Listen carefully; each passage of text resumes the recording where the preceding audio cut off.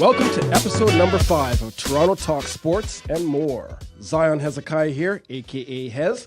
Happy to be joined by my co-hosts, Milan Sinegra, a.k.a. Milo, and Courtney Scarlett, a.k.a. Quartz. Bros, how goes it? What's poppin'? It's good to be back on air, Hez. Always excited to be here with you guys and talk some sports and more. Yes. What's up, guys? I'm doing great. A lot better than the Raptors, of course. Oh, boy. I think we'll have a lot to say on them in a bit. Never too soon. Oh, man. So, guys, after what seemed to be one of the longest winters in recent history, we just had an ice storm, for crying out loud, just a few weeks ago in mid-April. Here we are today, Wednesday, May the 2nd, with a high of 26 degrees here in Toronto. Absolutely beautiful outside. It seems like spring finally decided to show up. Technically, summer begins in the next, I guess, maybe 6 or 7 weeks. Gentlemen, what are your plans for the summer? What's going on summer 2018? Well, I'll tell you, my first plan is to lose these long johns, Z. Are you wearing long johns right now? Oh, today I'm not wearing long johns. I was on Monday, but oh boy, kind of look like short johns from here. But like you said, seems like spring has finally sprung.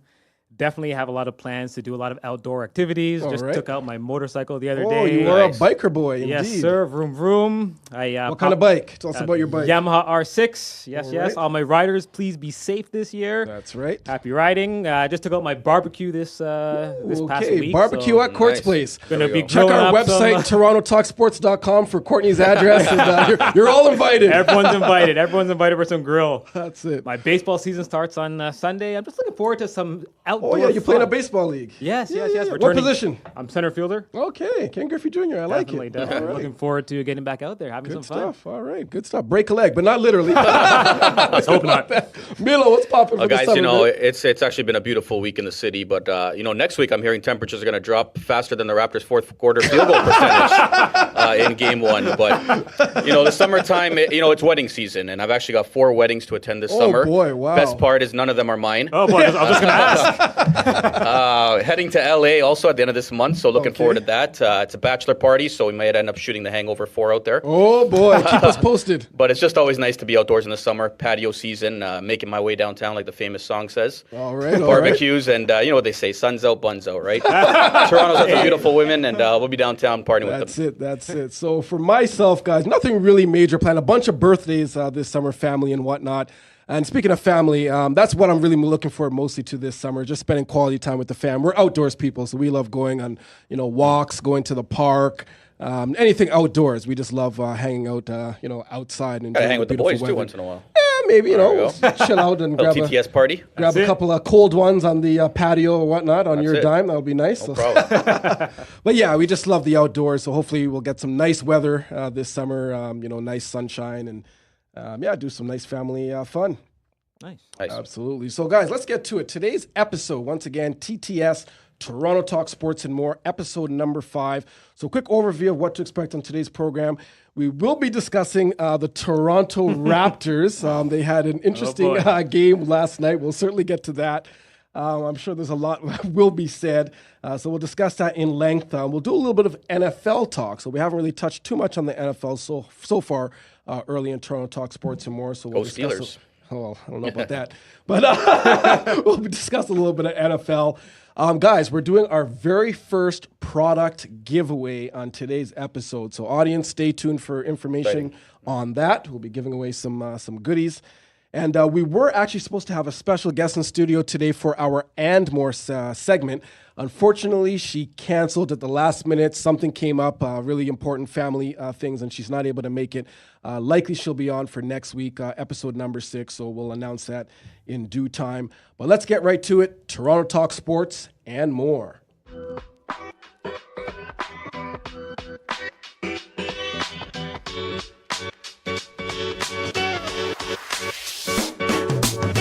All right, so let's get into some Raptor talk. It's your boy Hez, back with Milo and Quartz, and our very own, fresh off of her first episode with us here on Toronto Talk Sports and More this past Sunday, T Rose is in the building. What's shaking, T? I'm living the dream, man. I'm on TTS right now. I can't complain. Yes, you know it. Thank you. So, guys, last night, our hometown Toronto Raptors played Game 1 of their semifinal series against Mr. LeBron Raymond James and the Cleveland Cavaliers.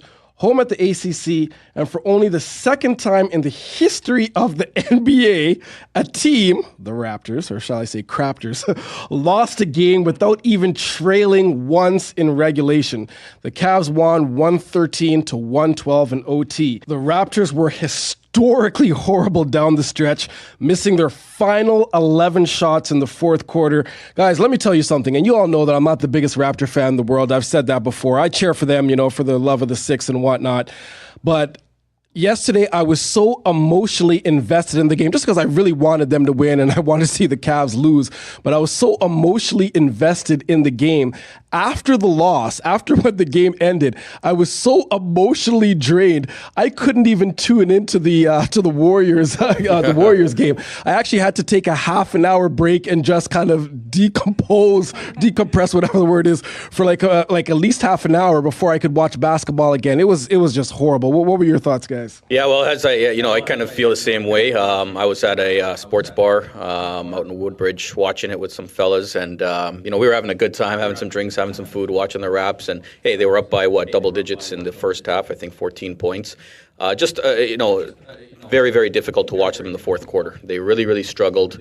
To be honest, I'll give a lot of credit to Tyronn Lue. I mean, here's a guy that's taken a lot of heat throughout the year, but what he did in the fourth quarter was he went big. He went with the lineup that started Game 7 for them against Indiana, and he forced Dwayne Casey to play Ibaka, which he normally doesn't play down the stretch in the fourth quarter. Usually they like to play Fred VanVleet or DeLon Wright out there with Lowry, DeRozan, and Valanciunas, and he's got to make a decision moving forward now. Mm-hmm. Does he want one of those point guards in there? Is he going to trade off OG and Ibaka's defense for some offense? So he's got to make a lot of decisions. I was really disappointed in the ending of that game, but hey, you're playing the game. The Raptors had absolutely no reason to lose that game, none whatsoever.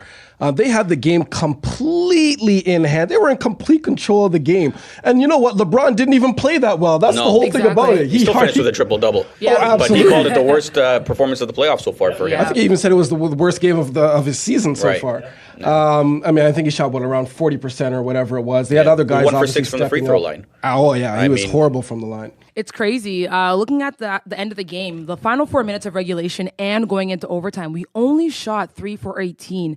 And it was crazy because when you looked at the beginning of the game, like our numbers on paper looked solid. We were 61.9% from the field goal position. Cleveland was only at 30.4%. So we were already leading in the game. We were at 33-19. So I was like watching the game. We were like, okay, sick. We got this. We came out with so much fire, so much intensity. Yeah. We were beating them on both ends. It was like, okay, we got this. And then I just don't understand how the final 4 minutes, how do you just lose something like that? You kind of expected that from the Raptors to come out strong, I'm saying. Not the collapse at the end, but come out strong. I mean, look at Tristan Thompson. He played like he was the one that got cheated on. I mean, that's how hype you are. 14 points and 12 boards from that position. Yeah. I mean, you can't allow that. But even JV had a double-double too. So, and JV was super, JV was putting in work that, I'm not the biggest JV fan. So, when I see him do certain things, I'm like, what? You got all of that? How many shots did JV miss point blank in the fourth quarter? Yeah. Absolutely unacceptable. Facts. You go back to the previous series against the Wizards. Everyone was giving, Coach all this credit. Oh, finally JV gets, some minutes down the stretch in the fourth quarter and made Coach look like he was a genius. Right. This game, complete opposite. The guy, first of all, he went. There was one stretch where he missed both of his free throws. He shot, he missed 2 shots at the line. And then there was literally 4 to 5 shots point blank where he's just a simple tip in. It was unbelievable. Including the game winner. Yeah, well, I'm not gonna put the whole game, blame it on JV. I mean, let's face it, he had a pretty monster game, 21 and 21. But like you has, this game, it just made me sick. I could barely even sleep after the end of this game. The Raptors just choked. They should have won this basketball game. Let's just take a look at some numbers here. Turnovers. 14-6. Huge. We need to do a better job of taking care of that rock. More turnovers than my local bakery. The Cavaliers scored about 21 points off of Raptors turnovers.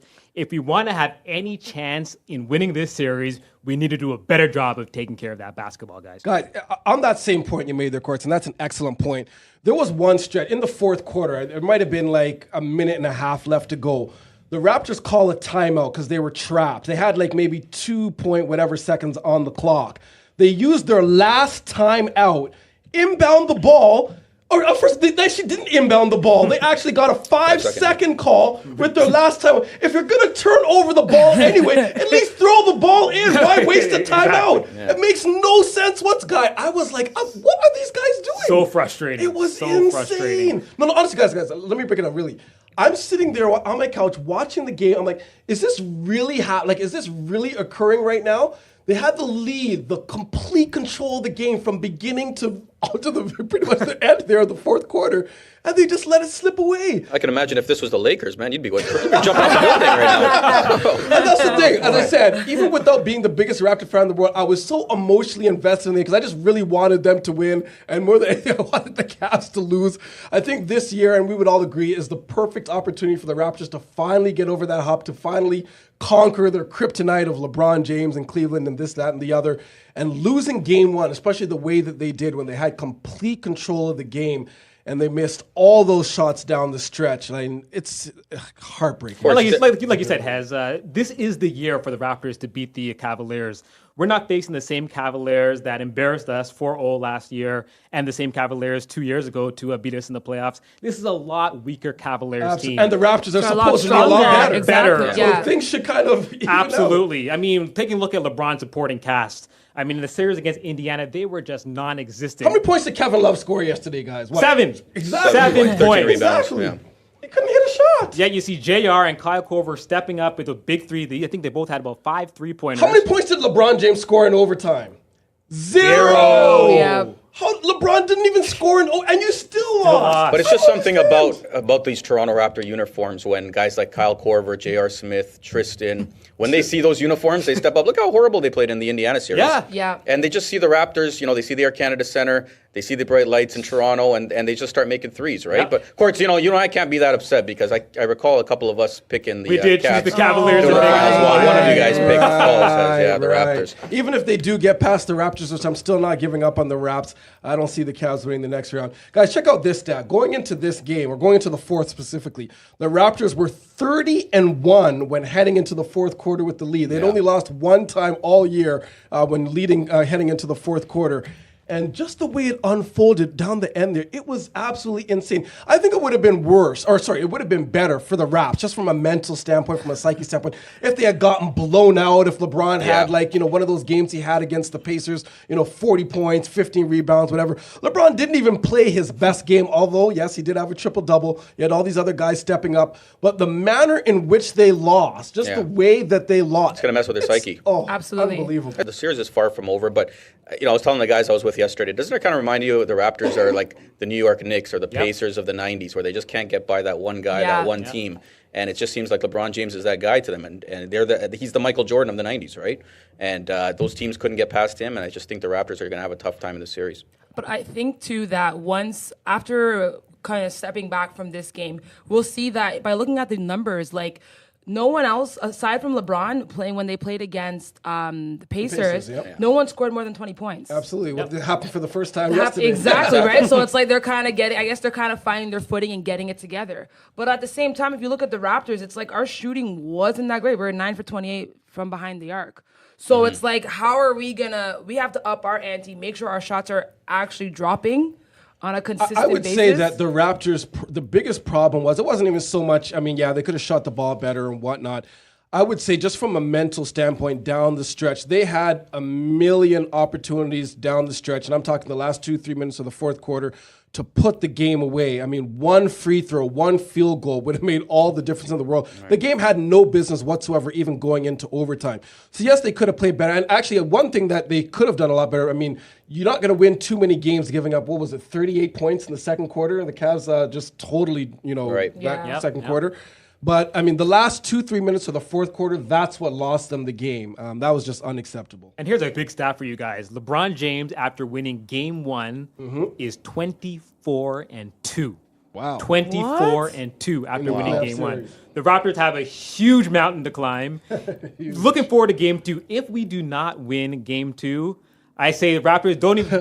that will be the last game of Air Canada Center this year. Mark my words. So, guys, Court's brought it up. What do we expect in game two, T? Well, I feel as though, because if you got from last night, it was a lot of ball screens. ball screens, like just creating opportunities for LeBron left, right, center. So it's like we're gonna have to not over defend one guy. So when that person's open, whether it be JR or Kevin Love or whoever it may be, Ashton Kutcher. Yeah.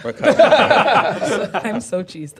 So whoever it may be, it's like don't leave someone wide open like that. You can't over defend, and they played to our weakness on that last night, and that's where they create a lot of their shot opportunities. Is it just me, or do you guys realize that LeBron James, I mean, we've talked about it a couple of times already, that, he didn't have necessarily the best game. He seemed a little tired, he wasn't his normal self. Yeah. Obviously coming off emotional series and all the minutes that he's played and whatnot. I would say that in game 2, we should probably see, closer to what LeBron did in the last series against Indiana, in terms of, probably 30, 35 points, shooting much better from the field and, maintaining his normal assists and rebound totals. And if they can get even close to similar production from the supporting cast, the Raptors are in big trouble. And this is the dilemma that, like I mentioned earlier, that Dwayne Casey has. He's sacrificing defense for offense, right? He's going with Serge Ibaka and OG Anunoby, who's not going to give you those clutch shots and those clutch points down the stretch. So is it better for him to play CJ Miles or Fred VanVleet go small? But he's got to match up. I mean, that starting Speaking of Freddie, Freddie, what are your thoughts on Freddie being the one to take those crucial shots, one at the end of regulation there for the win, and then again at the end of OT? You see the guy that, yes, he's hit big shots before, but obviously, he's a rookie. Is he the one that you want in those crucial situations taking that big shot? Well, he's not a rookie. He's a second-year guy. Me personally, he's still a rookie. Yeah, just like Ben Simmons. I have no problem. At the end of the day, if Freddie got those shots in, we would all be, jumping up and down. I would imagine It'd be a different conversation. But he's hit those during the year. He has hit those shots. Would you rather maybe, let's say, a Kyle Lowry or a CJ Miles hitting? Well, if I recall, in both scenarios, a three-pointer wasn't necessarily needed. Yeah. Obviously, you're going to take the open shot. The ball is swung to you. You're going to take a wide open shot if you get it. But I would prefer to see the ball in Kyle Lowry's hand, kind of creating something closer to the rim. I don't know. And they actually tried that even at the end of the fourth quarter. They missed so many shots. Yeah, right I also recall Freddie icing his sholdder on the bench while he was resting. Yeah, so that's not a that could be another. Look, they've had success with DeLon Wright in there as well. He's hit some big shots for them in the playoffs and throughout the year. So I wouldn't mind seeing him in there. But again, it's a big matchup issue, right? Who are they going to put him on? Mm-hmm. So when the Cavs go big, Dwayne Casey has some big decisions to make. So what are we expecting for game number 2? Do we all believe the Raptors will come out strong and they'll come out strong if they keep their bigs out of foul trouble? Because Pirtle had foul issues once again. Mm-hmm. Same with JV. Mm-hmm. So it's like we need our bigs. Like we obviously can see from watching last night's game that I'd like to maybe have a baby showing, right? Like let's get Nogueira in there. Yeah. Length. I don't know about Nogueira, man. I seen that guy in the club. Like I don't know, man. That guy's not. I know he's Brazil. He's not that serious. I know he's from Brazil, but calm down. No. I like this. I like what DeMar and Kyle did in Game 1. Yes, they need to step up a little more. We need to shut down LeBron's supporting cast. If we're going to have any success winning Game 2, LeBron, he's going to score his 30, maybe even 40 points, but if he can't contain his supporting cast, the Raptors are in big trouble. I'll tell you guys this. Drake was trying his best to shut down LeBron's supporting cast via Kendrick Perkins. That was hilarious. Yesterday. Yeah. If the Raptors could have as much fight as Drake, then they might be in business. Unbelievable, guys. So game number 2 goes this Thursday, May the 3rd. It's actually an earlier game, 6 p.m. at the ACC. Obviously we said, what we expect for game number 2. Moving forward, are we still confident that the Raptors will actually be able to bounce back and win this series? If the Raptors can win game 2, I'm saying Raptors in 6. If we can't win game 2, Cavs in 4. That's a big bar. Here's my problem. Over the last, I would say 3-4 years, the Raptors have not shown me that they can win in Cleveland, right? Regular season or playoffs. We've lost 7 consecutive games to the Cavaliers. What makes me believe that they can go to Cleveland? I know, we were confident in the last 2 games of the regular season that they were going to go into Cleveland and win. They didn't. And I just don't know if they can go into Cleveland and pull it out. But I hope they win game 2, and hopefully they can split in Cleveland. What do you think, T? I think we're definitely taking game 2. But from game 2, how we play, if we shoot better, how we contain them on defense, that'll give me a better inclination to see how we can move forward within this series. So basically, Raptors in 5. That's a little overzealous, but maybe Raptors in 7. Oh boy! To be honest with you, I think if it goes a Game 7, LeBron is not losing a Game 7. I agree. If the Raptors want to win this series, they're going to have to win it in 6 games or less. That's my thing. Once again, guys, Game 2 goes Thursday, May 3rd. 6 p.m. at the ACC. Go Raps, go. We'll see what happens. Toronto Talk Sports and more.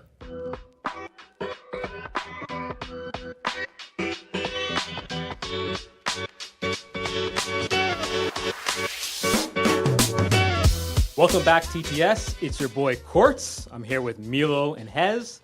Guys, the NFL is exactly 127 days, 1 hour, 21 minutes, and 3 seconds away from kickoff. Are we excited? I'm excited, man. Ready to roll, baby. Absolutely. That was a great movie, by the way, 127 days. Oh, no, 127 hours. That's what Yeah.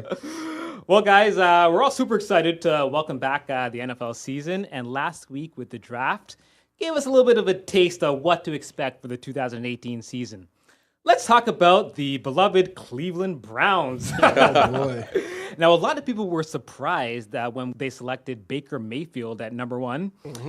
There were a lot of higher-rated quarterbacks out there, as well as star running back Saquon Barkley. Went number 2, Yep. Did the Browns make a mistake choosing Mayfield at number 1? I would say just the mere fact that they're the Browns, then yes, they made a mistake. I don't know anybody they would've anything picked would've much been about Mayfield. Just the fact that they're the Cleveland Browns and they had the number 1 pick. Their history, I mean, they've won how many games the last 2 seasons? A whopping 1? 1? Yeah. Wow, interesting. Yeah, I just think it's not a good pick. I mean, he reminds me so much of Johnny Manziel.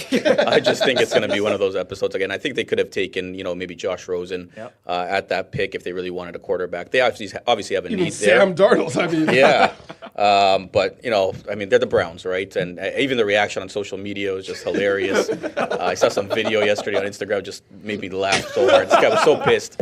But listen, they're the Browns. So what else They can we must say? have seen something. I mean, I don't know. I don't know what they saw. But, I mean, if they really wanted Mayfield, I mean, I'm pretty sure he definitely would have still been available at number 4. Yeah. Do you know that my team, the Pats, Patriots, they were were actually considering considering number trading 2, up? too. Yeah, I if he heard was about available, even at number 2. Yeah, I don't.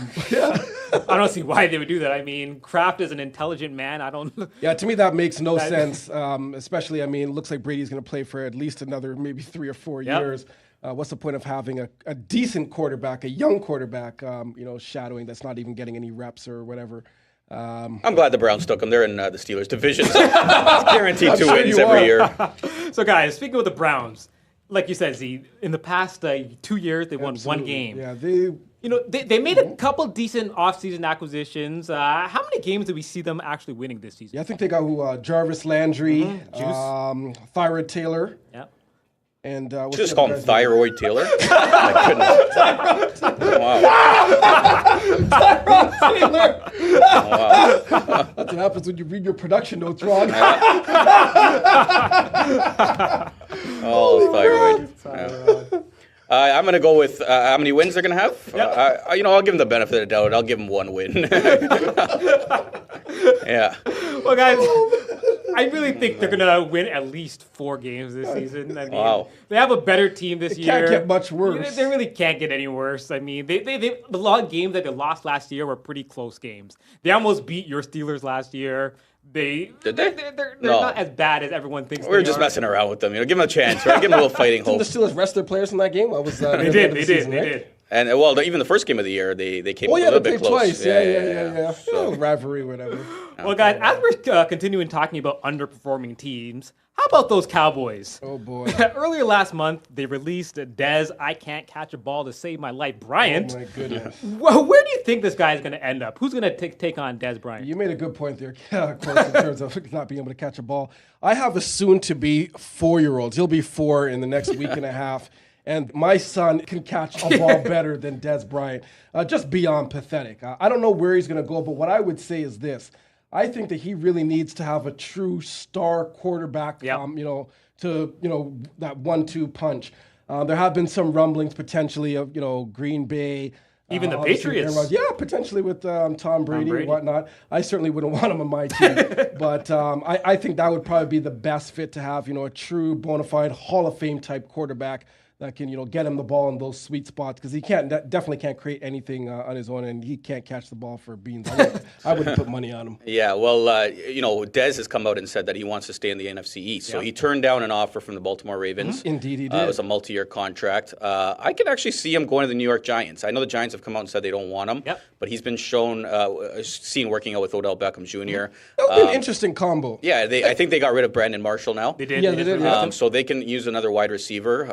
But me, at the end of the day, I really do truly feel that he's going to go to the Patriots. I think Bill Belichick, for some reason, he finds these wide receivers, the Randy Mosses out there, Wes Welkers. Well, it could be a backup in case Edelman gets injured again. He certainly has a history of getting injured. They lost Brandon Cooks, right? So, they're looking for a receiver, and I think that guy's still alive, by the way, Brandon Cooks, after what happened in the Super Bowl. That's right. Don't remind me.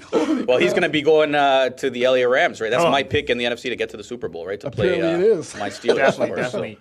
I mean, me personally, I know Dez did say that he wants to stay in the NFC East. All three of the NFC East teams said they don't want him. Like you said, it would be an interesting fit, him with Odell Beckham, along with Barkley. That'd be a pretty good you never weapon. know. When a guy is in, even though he obviously has had some struggles the last couple of seasons, when you're in a new situation, a new environment, perhaps new coaching and whatnot, you never know. I'm not saying there is a chance that he can potentially resurrect his career and whatnot. But I certainly, don't wish him. I'm not counting on it, that's for sure. Hez, let's talk about your team, the good old Patriots. New England, baby. Yes. So a couple days ago, Tom Brady was asked if he feels appreciated in New England. His response, I plead the fifth. What's going on in New England? So what I would say about that's just a soundbite. If you listen to the entire interview in its context, and he was kind of just, joking around, there probably was a little element of truth there. And we know last year, listening to a lot of the rumblings between, him and, coach and ownership and whatnot.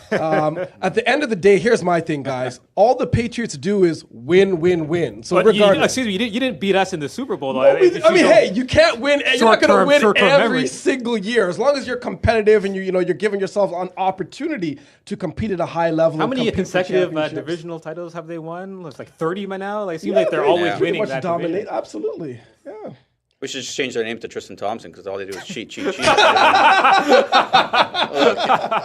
as you would particularly know my thoughts on the New England Patriots and how I feel about them, but you're jealous. I know you're a Steelers fan. I feel sorry for you. No, but I think at the end of the day, you have to give Tom Brady a lot of credit, but you also have to give Bill Belichick a lot of credit. And Kraft as well. Definitely. Absolutely. Bill Belichick has been able to get maximum value out of the players that shouldn't really be performing at the level that they are. And Tom Brady's one of them. Absolutely. But you have to admire Brady and what he's done, all the work he's put into his game, and getting better at 40 years old. It's amazing. So, I wouldn't put too much stock into it. I think they got a couple of years together left, but hopefully he breaks a leg, literally. Winning solves all problems. That's all I got to say. Well, like I said, boys, we're only 127 days away. We're definitely looking forward to an amazing football season coming up. TTS and more.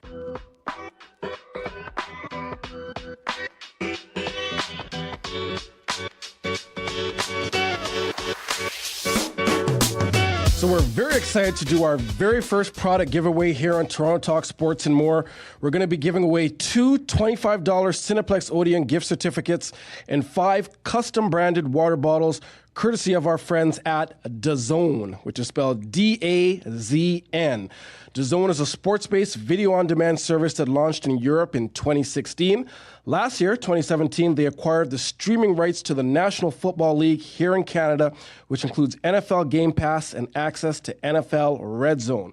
You can check them out at dazn.com, and you can also download their app and subscribe to their service via iTunes or Google Play Store by typing in DAZN in the app search tab. So here's what we're going to do. The first 5 people to send an email to contest@torontotalksports.com, that's contest@torontotalksports.com, with DAZN in the subject line and Toronto Talk Sports in the body of the email, will receive a free custom branded water bottle courtesy of DAZN. To qualify, you must reside within the GTA, so that's in Toronto or its surrounding areas. And if you're one of the first 5 people to do this, we will reply to your email and request your address to ship you out those water bottles. Now, for the 2 $25 Cineplex Odeon gift certificates, we'll be giving those away to 2 separate individuals. Here's what you got to do to win these. You have to follow us on at least 2 of our social media platforms, so either Facebook, Instagram, or Twitter, any 2 of those.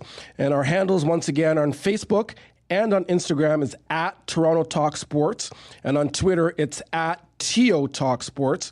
Send us an email at contest@torontotalksports.com. So email us at contest@torontotalksports.com with the subject line movie gift cards. And in the body of the email, answer this question. What was the name of our special guest in Toronto Talk Sports and More episode number 1? So what was the name of our special guest in our very first episode of Toronto Talk Sports, episode number 1? So enter the person's name, put the subject line movie gift cards, and send that email to contest@torontotalksports.com, and you'll have a chance. The first 2 people to do that will win one of those Cineplex Odeon gift certificates. And if you need to go back and check the episode, if you're not sure, go and visit us at torontotalksports.com, click on podcasts, check out episode 1, and our special guest is announced. It's somewhere either in the beginning or near the end of the episode. Just listen to all of it. So good luck to you all. Toronto Talk Sports and More.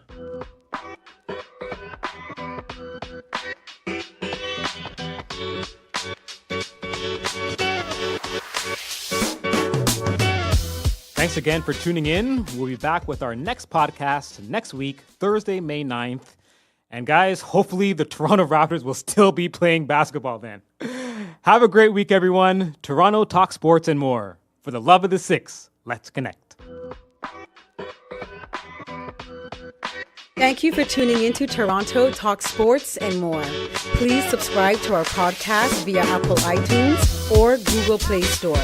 And stay tuned for new episodes, prizes, and surprises at torontotalksports.com.